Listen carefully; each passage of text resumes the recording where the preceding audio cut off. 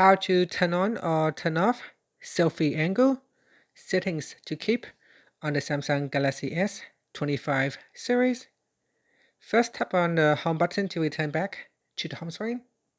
And from the home screen, open up the camera app. Next, tap on the quick controls button. And from the quick toolbar here, tap on the settings icon.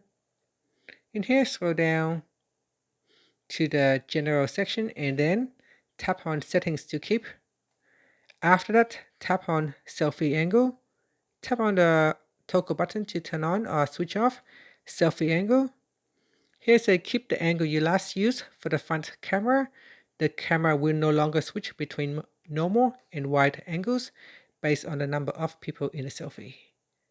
After that, you can tap on the back key to go back to your camera, or tap on the home button to return back to the home screen.